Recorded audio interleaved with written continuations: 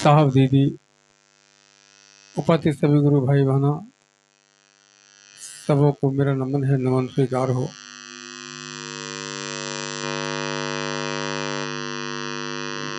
देखिए, हर परिवार संसार में चाहे छोटा हो, बड़ा हो, अमीर हो, गरीब हो, अपने अपने परिवार की उन्नति के लिए बाग लगाते हैं और जिसके पास जो पैतृक संपत्ति, चल अचल संपत्ति, खेत है, खलिहान है, उसमें पौधा लगाते हैं। तो दोनों स्तर से आइए, वृक्ष लगाते हैं और फसल लगाते हैं। तो जब फसल हम लगाते हैं तो उसमें जो भी फसल का बीज होता है उसको हम जमीन में छीड़ देते हैं या लगा देते हैं, जैसे करते हैं।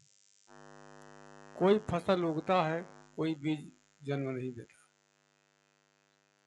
लेकिन ऐसा बहुत कम होता है कि जो जन्म नहीं लेता है। अधिकतर फसल लगाने के बाद बीज जन्म लेता है और सारे खेत को हरियाली से भर देता है।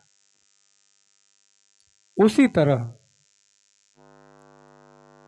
आज इस कली काल युग में साहब हरिनानंद जो ला करके हम सबों के बीच तीन सूत्र के माध्यम से महादेव का जोड़ने का कोशिश किए, तो ये उनका फसल है।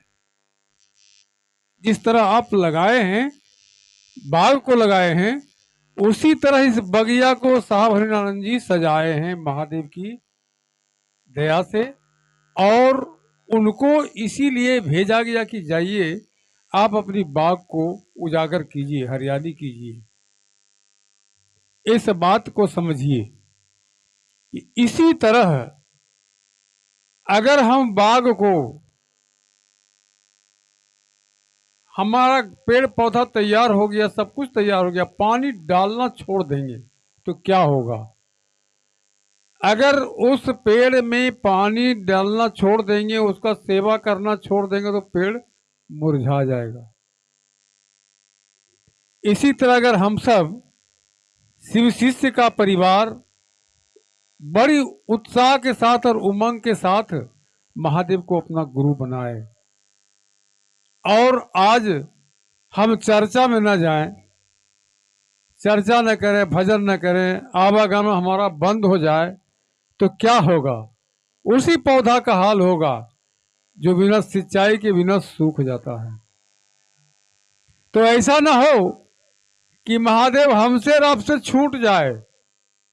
इसको बरकरार रखने के लिए निश्चित रूप से आइए और जाइए और महादेव का काम कीजिए। ऐसा ना हो कि ये हरी भरी बगिया मुरझा जाए। इतना उत्साह रहे, इतना उत्साहित रहिए, लोगों को जगाइए कि हाँ चलिए और महादेव का कार्य कीजिए। आप सब देखते हैं, ये कोई नई बात नहीं है।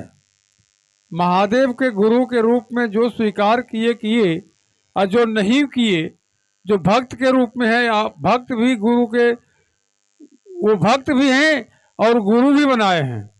आज देख लिए सावन की महीना में छोटा सा मंदिर, एक महादेव का पत्नेश्वर मंदिर आपके बगल में है, देख लीजिए बाबा को जल अर्पित करने के लिए नंबर लगाना पड़ता है। क्यों? उसमें इतनी भीड़ है और अपने गुरु के कार्य में भीड़ की कमी नहीं होना चाहिए। हम तो समझते हैं कि मलिया टोला में घर घर शिव शिष्य परिवार है, लेकिन जब उपस्थिति होता है तो गिने चुने लोग पहुंचते हैं। जो हमेशा आते हैं वही आते हैं, अन्यथा कोई नहीं आते हैं। और हम लोग इसको सजाने के लिए, बनाने के लिए, ऐसा कोई घर नहीं है जहां हम लोग को बुलाया गया और हम लोग नहीं गए। सारे गुरु भाई जा करके, घर घर जा करके हम लोग गुरु की बात बताए, समझाए, शिष्य बनाए। हम नहीं बनाए, मतलब हम लोग उसको उत्साहित किए बनने के लिए, लोग बना और बड़ी ढंग से, बड़ी अच्छे तरह से यह कार्यक्रम होता रहा, आज भी हो रहा है और होता रहे। यही हम आप लोग से कहेंगे।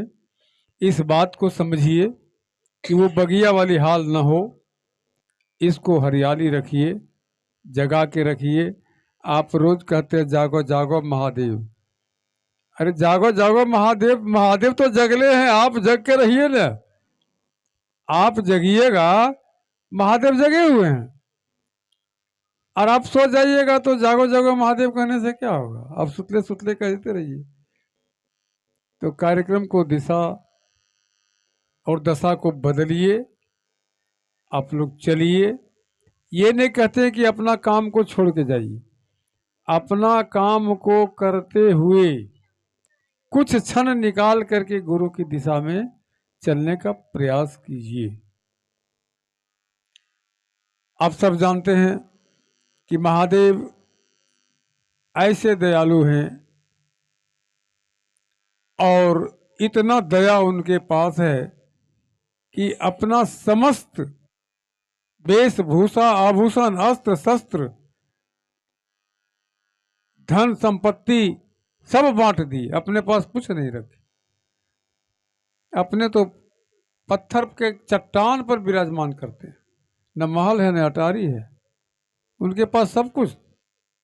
क्या नहीं, जब वो बोले थे मैया पार्वती की लक्ष्मी हमको ताना मारती है कि वो महल में रहती है और हम पहाड़ पर रहते हैं, तो बोलती है कि तुम्हारे पास क्या है, तुम्हारे अगरदानी के पास कुछ नहीं है।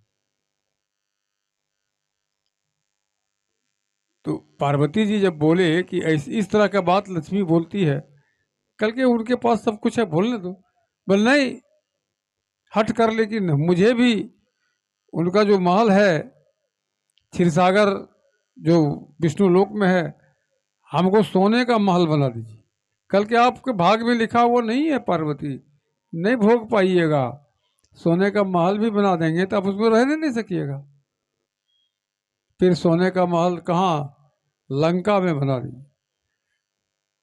लंका जो रावण का गढ़ था, रावण राज करते थे, लंका के सोने के महल में वो महादेव का बनाया हुआ था। बना तो दिए, गृह प्रवेश हुआ, घरेली सब कहते हैं, जिसको कहते हैं घरेली, घरेली में गए आए, माता लक्ष्मी वगैरह सबको निमंत्रण दिया। पहले तो लक्ष्मी जब देखती है तो दंग रह जाती है कि हमारा महल तो इस सोने के महल के सामने, मेरा महल तो कुछ नहीं है, इसके सामने हम कुछ नहीं है। लेकिन महादेव कह दिए थे कि तुम रह नहीं पाएगी पार्वती।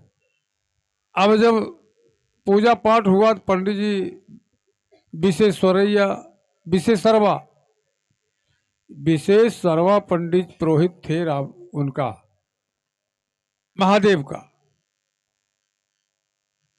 वो आए, बोला कि बोलिए अब दक्षिणा।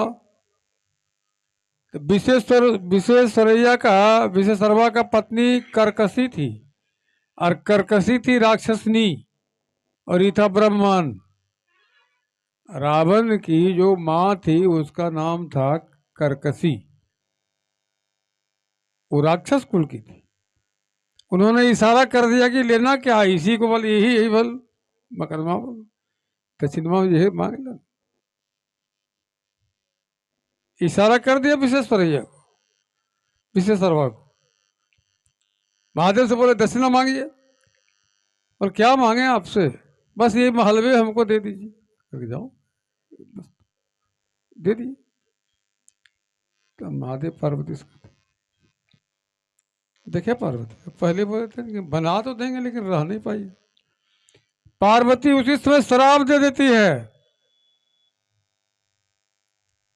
हाल तो ले लिया लेकिन वो श्राप दे दिया था विशेषरवा कि जाओ, कुछ क्षण तुम्हारा वंश इसमें रहेगा, लेकिन कुछ क्षण के बाद ये विध्वंस हो जाएगा।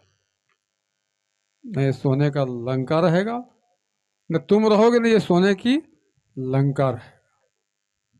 ये विध्वंस हो जाएगा, तुम इसको भोग नहीं पाओगे, तुम्हारा वंश में कोई भोग ही नहीं पाएगा।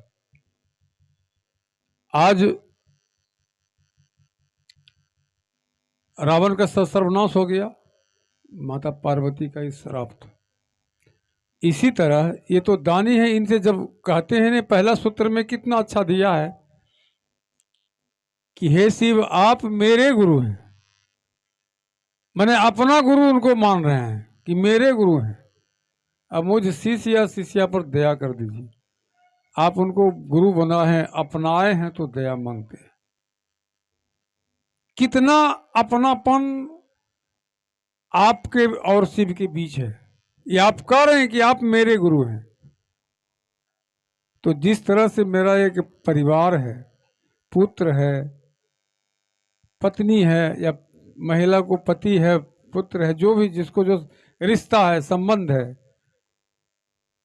उसी तरह एक संबंध अपने गुरु के साथ भी आपका उसी समय जुड़ गया, क्योंकि आप मेरे कह दिए तो आपका होगा, आपका हो गए हो।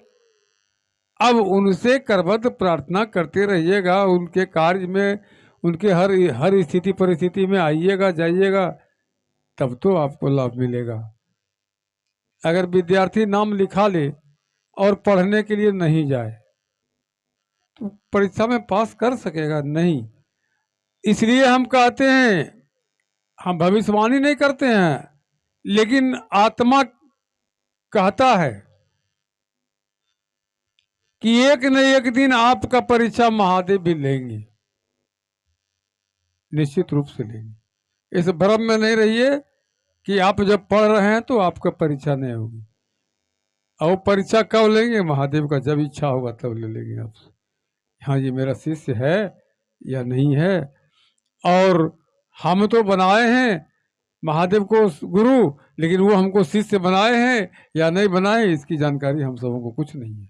लेकिन अनुभूति उतरने के बाद महसूस होता है कि महादेव भी हमको शिष्य के रूप में स्वीकार किए हैं, लेकिन हर एक को नहीं। ये भी जान लीजिए, जिसे अनुभूति प्राप्त हुआ है